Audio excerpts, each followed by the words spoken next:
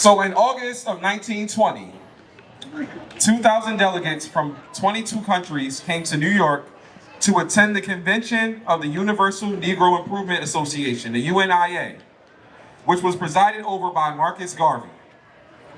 The opening parade was followed by an exuberant mass meeting at Madison Square Garden. The audience for Garvey's inaugural speech was estimated at 25,000. The convention adopted the Declaration of Rights of the Negro People of the World, one of the world's earliest and most comprehensive human rights documents. This is an excerpt from that forgotten and groundbreaking document.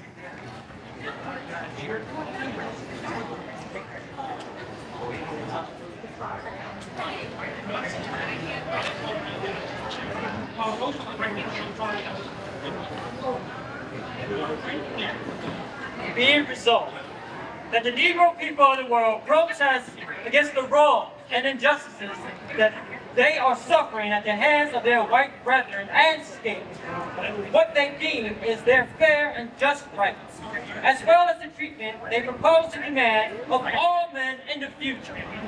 We complain that nowhere in the world, with few exceptions, are black men afforded equal treatment with white men, although in the same situation and circumstance, but on the contrary, are discriminated against and denied the common rights due to human beings for no other reason than their race and color. That European nations have parceled out among them and taken possession of nearly all of the continents of Africa, and the natives are compelled to surrender their lands to aliens and are treated in most instances like slaves. We are discriminated and denied an equal chance to earn wages for the support of our families. Our people are forced to work for lower wages than the average standard of white men and are kept in conditions repugnant to good civilized tastes and customs. In order to encourage our race all over the world and to stimulate it to overcome the handicaps and difficulties surrounding it and to push forward to a higher and grander destiny, we demand and insist on the following Declaration of Rights, that we believe in the supreme authority of our race in all things racial, that all things are created and given to man as a common possession, that there should be an equitable distribution and appointment and appropriation of such things. That we believe the Negro, like any other race, should be governed by ethics and civilization, and therefore should not be deprived of any of those rights or privileges common to other human beings. We assert that the Negro is entitled to even-handed justice before all courts of law and equity in whatever country he may be found. We believe all men entitled to common human respect, and that our race should in no way tolerate any insults that may be interpreted to mean disrespect to our race or color. We strongly condemn the cupidity of those nations of a world who, by open aggression or secret schemes, have seized the territory's inexhaustible natural wealth of Africa. Whereas the lynching by burning, hanging, or any other means of human beings is a barbarous practice and a shame and disgrace to civilization, we therefore declare any country guilty of such atrocities outside the pale of civilization. We protest against the system of education in any country where Negroes are denied the same privileges and advantages as other races.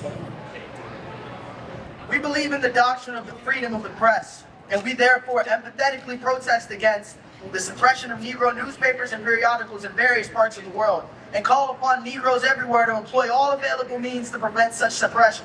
We declare for the freedom of religious worship. We declare it unjust for any country, state, or nation to enact laws tending to hinder and obstruct the free immigration of Negroes on account of their race and color. That the colors, red, black, and green, be the colors of the Negro race. We deplore and protest against the practice of confining juvenile prisoners in prisons with adults, and we recommend that such youthful prisoners be taught gainful trades under humane supervision.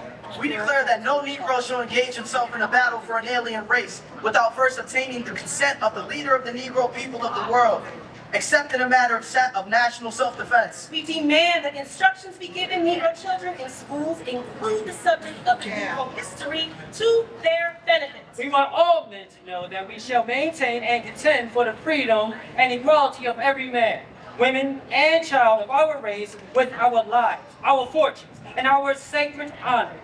These rights we believe to be justly ours and proper for the protection of the Negro race at large. And because of this belief, we, on behalf of the hundreds of millions of Negroes in the world, do pledge herein the sacred blood of the race in defense of this day, 13th day of August in the year of our Lord 1920. Thank you.